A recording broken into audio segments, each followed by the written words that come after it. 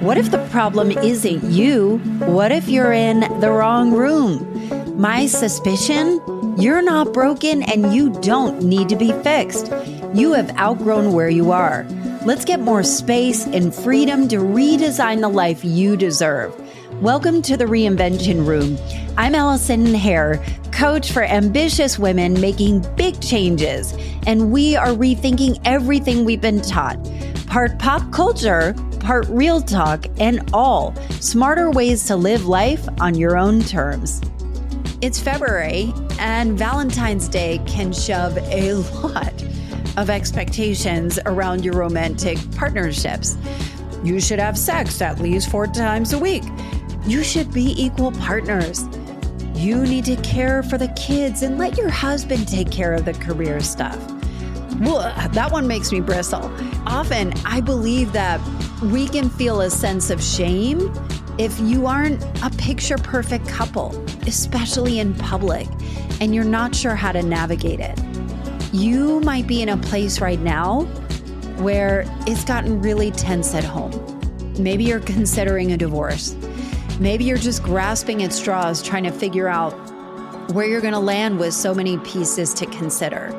Maybe you are divorced and are trying to navigate a new partner and the former partner, and there may be some acrimony there.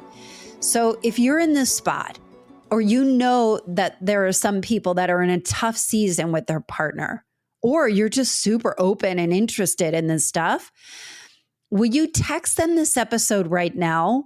It could truly make all the difference, because today we are going to talk through some relationship secrets that are not obvious at all and work like magic. And it's not like the normal run-of-the-mill and kind of questionable advice we grew up on, like never go to bed mad nonsense, you know? Relationships are something I've had an intense focus on my entire life. I come from a divorced family, and one where there was so much fallout, especially emotionally. We weren't a family that would openly talk about, here's what's happening, here's what's going on, here's why it is. It would just fall apart. So it's been something I've devoted a lot of time to understand and to research and to experiment of what could a more open, more loving, more solid foundation look like in relationships. And one of the ideas that might be controversial, or I don't know if it's controversial, or maybe you might experience some pushback based on, kind of how you were raised or how you even live your life. There's no judgment here, right? But it has a lot of data to support this, is that the primary focus on the lifestyle that you lead should be on the home life over the career. Now, many people, myself included, thought, well, the career is what I can control. Like I can work harder, I can earn whatever money, I can get the accolades. It's far more predictable than a partnership, right? With somebody who's completely different with you. And then you throw in kids who also are completely different, and kind of managing all of that. Like the career seems a little more linear than the home life. But all of the data is showing that it's really, really important to focus on the home life and what does it look like to have a rock solid home life, And when I was truly growing up and before I met my husband, I was thinking, well, let me get my career in order and let me focus, and then I'll focus on finding the right partner. And you'll see, I'm hoping that, let me just have the least amount of baggage. Let me try and make myself appealing enough so I can attract somebody, which, you can kind of make your own assumptions about that. But one of the things that I am the most proud of is my husband's and my relationship. We have been together for 15 years. We've been happily married for almost 12 years. But keep in mind, I am really precious about my marriage.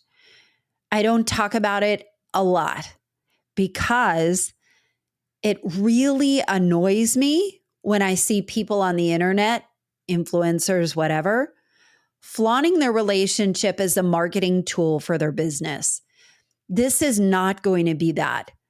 But when I hear about you, people in my circle, people that comment like that they are struggling, and I'm thinking, wait a minute, there are some really fundamental things that can really change the trajectory of not only their current relationships, but the ones they have going forward.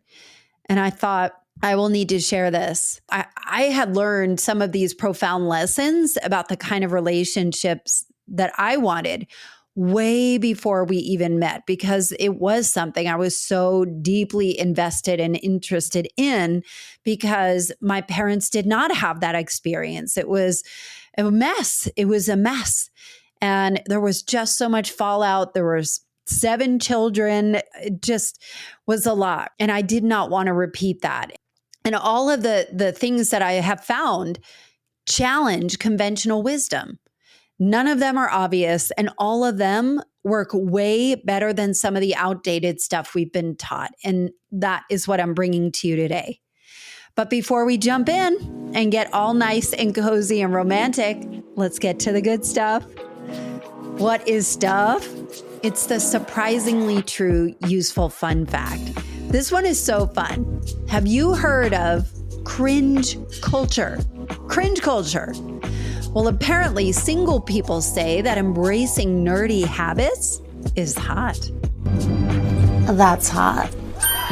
In fact, 63% say it can help you find the one, if you believe in that sort of thing.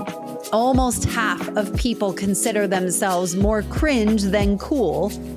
And 74% of singles polled find it attractive when their date shares what they nerd out about. And I totally agree with this. I'm also married to a nerd.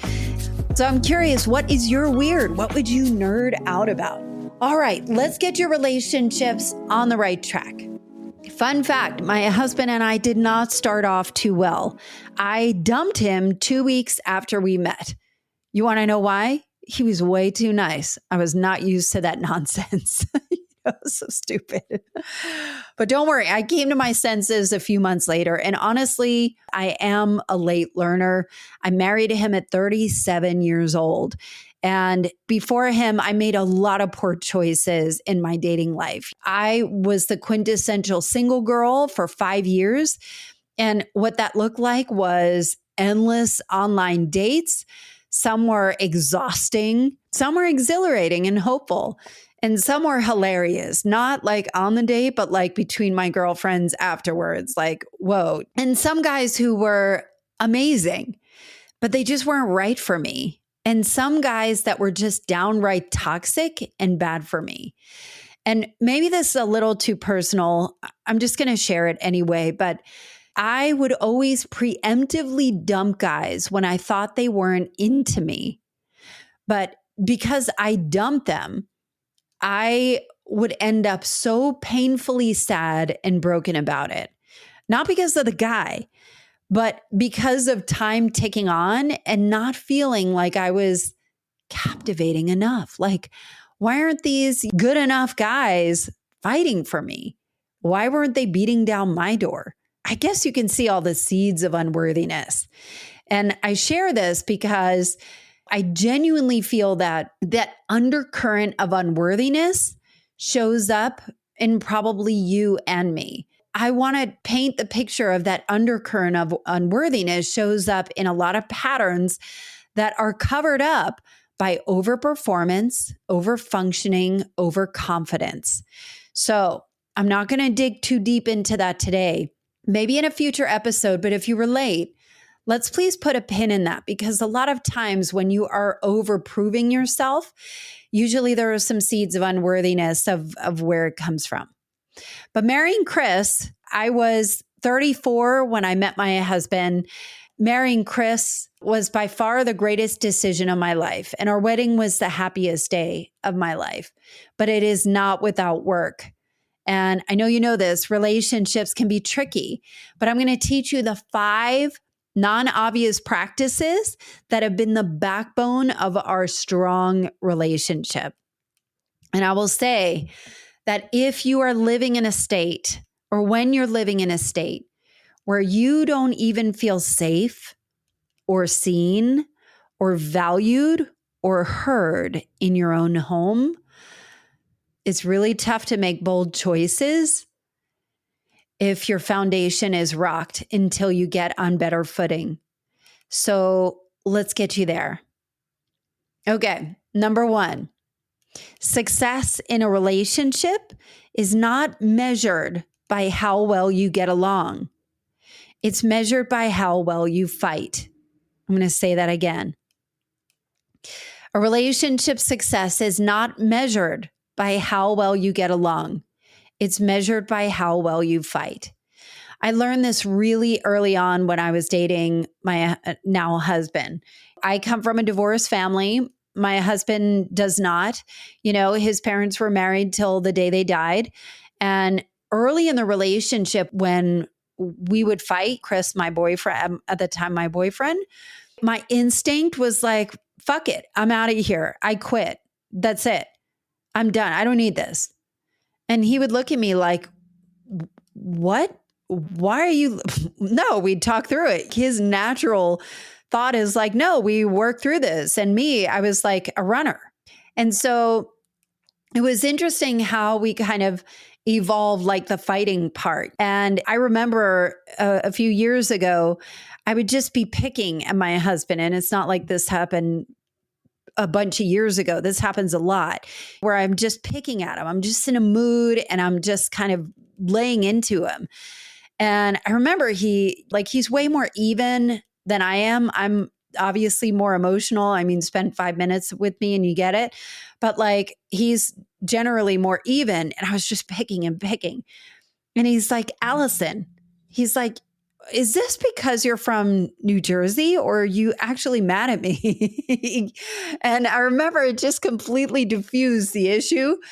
But at the same time, I was grateful that he asked a question or a smart question instead of like escalating with anger, where I think that I am quick to anger, like I'm 0 to angry far more than I'm ever sad. I go right to anger, where he's a little more even. But I do think we've made a practice of hearing each other out, even if we completely and vehemently disagree, and figure out like, all right, can we put ourselves in the other's shoes? What does that look like? Can you help me understand?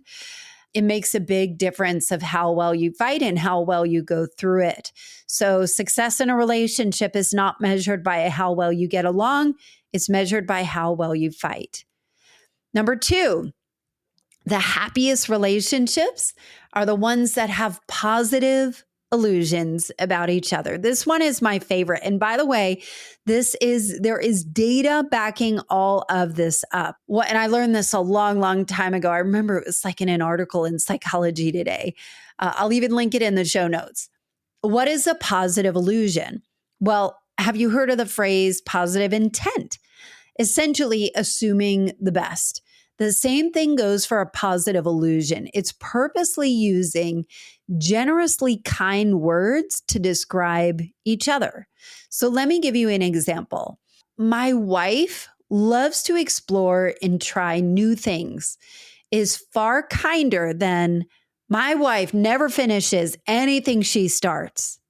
Like, it's better to say, my wife loves to explore and try new things. It's probably something my husband say about me, instead of my wife, she gets started with something else, she never finishes. Positive illusions. Or saying, I love that my husband is strong and determined. He's got a lot of conviction, is a much higher regard than my husband is such a jerk to everybody else.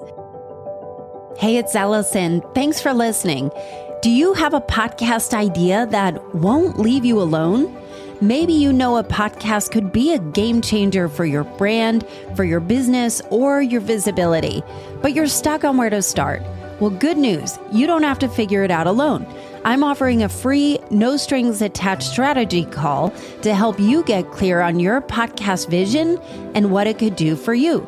No BS, no pressure, just a real conversation about turning your ideas into something powerful. If you've been waiting for a sign, this is it. Let's explore what's possible. Grab your free call now at AllisonHair.com/free call. So having positive illusions about each other goes a long way. So think about how can you maybe shift some of the language that you use that is generously kind about each other and see how that works. Number 3, always put your partner's needs before your own. All right, calm down. Let me explain this one. This is not some weird, submissive, patriarchal ideology, Handmaid's Tale crap. What this means, always put your partner's needs before your own.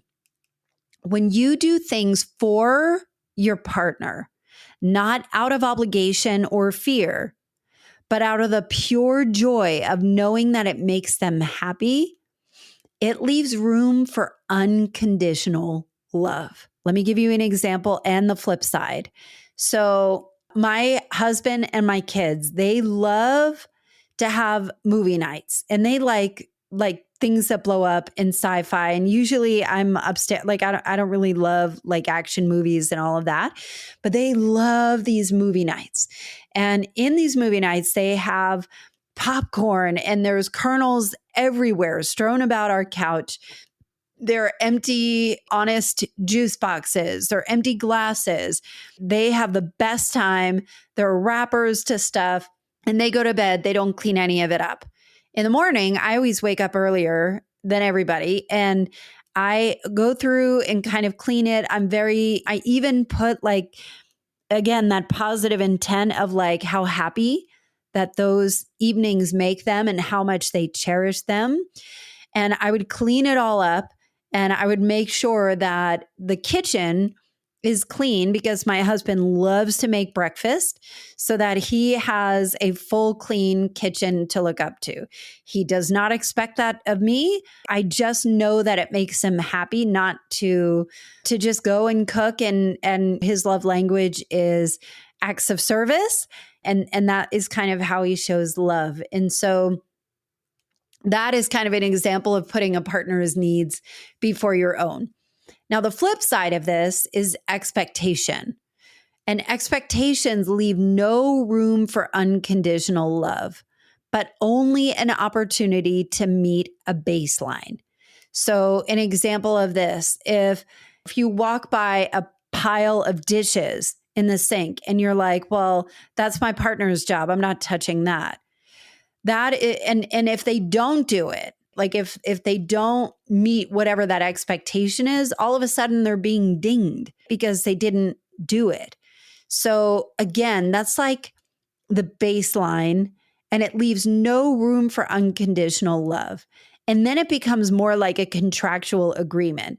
This is what he's supposed to do. This is what she's supposed to do. If they fall short of that, then you're pissed. And then this one is actually not so easy to do naturally, but it works beautifully when both partners actively pursue this as a practice in the relationship. Now, if you have a partner that isn't really into that kind of stuff, not really open to it, it may be time to get some professional help to kind of figure out how do you meet on common ground. But I'm telling you, this works absolutely beautifully when you start to kind of put deposits in the bank, let's say, of just doing things for the sake of it making the other person happy, but again, not out of obligation or fear. Always put your partner's needs before your own. Number 4, never trash talk your partner in public. I would die if I knew my husband was talking disparagingly about me. And certainly there are times when things can get tough and you really, really need to talk about it openly with somebody that you trust to safely process, whether it's somebody professional or somebody else. But I'll tell you, sadly, I have been in way too many open conversations. You know, I've worked in companies where it has been male dominated. I've been very often the only woman where guys will just talk openly about. I've heard some men talk about their wife, well, she just sits around and does nothing all day, as an example, even though they personally made the decision that they didn't want their wife to work so they could be home to raise the family, but would talk about her like that. And I would die. I would die. And so it really is important to speak in high regard in public. It just makes you look like an asshole. And it's so embarrassing and just disrespectful. I feel heartbroken for the partner when I hear people talk about the person that they are the closest to in life and talking about them that way. Whether or not there's venom behind it, I don't know, but I think it's really important. And then number 5 is sarcasm. Sarcasm. This one is hard for me because I'm a born and bred Jersey girl where sarcasm is genuinely a love language. Around my family, people from the North, like when I'm around the North with friends and my siblings, there's nothing but insults, and that is our love language. And in the South, I'm in Atlanta, I've got to watch it as I come off as a real a-hole. But with my husband, I think I used to use sarcasm. He's from the South, so he didn't really understand it. It didn't come naturally to him. And he would just be confused, And it just, I started to realize that it doesn't feel nurturing or expansive. So I make a point not to use sarcasm when it comes to the relationship between me and my husband. So those are the top 5. Let's review them really quick. Number 1, success in a relationship is not measured by how well you get along. It's measured by how well you fight, how well you get through and process things that are important to each of you. Number 2, the happiest relationships are the ones that have positive illusions about each other. This one is truly my favorite. Number 3, always put your partner's needs before your own. How can you open the space for unconditional love? By doing things out of the pure joy of making the other partner happy. Number 4, never trash talk your partner in public. And number 5, try to avoid sarcasm as you communicate with each other. Now, I'm curious, what do you guys think about this? Do you have others that work really well for you? Would you try these out? So here is my challenge for you. I would challenge you that over the next week, I would love for you to journal. If you have a written journal, if you have a Google Doc, whatever works for you, that every time that you kind of replace some of your existing habits and, methodologies of communication and try this out, especially like the positive illusions and putting their needs before your own or putting their happiness forward. Leave room for unconditional love. I would love to hear how your partner responds and how it feels for you. And most importantly, to keep this in mind, I want you to be intentional about your interactions with your partner with the most positive intent. Do it for a week. Watch what happens. Let me know. And actually, I want to add one more. I'm not sure what category I would put this in, but one of my favorite things about my relationship with my husband is that I always wake up before him. And whenever he wakes up and he sees me, the very first thing he does when he sees me is that a huge smile spreads across his face. And he shoots his arms out of the covers and he opens his arms wide to give me a big hug. And I swear it feels so good. And honestly, I hate to admit this. I often wonder, what did I do to deserve this? He's so sweet, flooded with gratitude. So instead, I just barrage him with compliments with how good that makes me feel. And keep in mind, my husband gets totally weird about compliments. He's like the opposite of me. He hates being the center of attention. But one thing is for sure, we both feel appreciated and loved and respected by each other. And that is super important for us to keep our home actively loving. Not just keep the peace, but intentionally full of active love. And so when things go wrong and we fight, and of course we fight, we've got a strong foundation and a healthy respect. Again, we are not perfect. Of course we are not. And if you are considering making some bold moves in your life, I would do all you can to strengthen the foundation of where you live, even if it's just with yourself, or if you are a single mom, or you have a complex partnership. Maybe you have an ex in the picture and a current partner or somebody new, whatever it is. When your home life is in order, everything can be in order. And the way to do this is brick by brick. If you want some support to either enhance, redesign, or just add some more fun and intention in your life, I invite you to schedule a free exploratory call with me. I will tell you and be super honest about this. My sweet spot where I have such a strong heart is for women who are over functioning, like they are secretly running themselves into the ground, but nobody would know because they are so busy kicking butt right now. And if that is you, I would schedule a free exploratory call with me and let's chat. My clients are kicking butt right now, and it all started with each one saying, you know what? I want more. And we use the proven frameworks I've created that work for me, that work for my clients over and over and over again, that we do it together. Schedule a call at allisonhair.com/schedule. And let's get on with the show. And if you're finding you are running so hard right now, you're ending the weeks kind of depleted and feeling exhausted because you are doing it all, I put together a free, easy worksheet to give you a boost of energy right away. All you need to do is go to allisonhair.com/energy. All right, you. I am so proud of you for committing this time to focus on some fresh ideas to restore your most important relationships. Be sure to share this episode with your friends. Leave 5-star reviews. It helps people find me, and it helps me bring a better show to you and keep spreading the love. I'm so grateful to you for listening. And until I drop my next episode, I'll see you on the socials.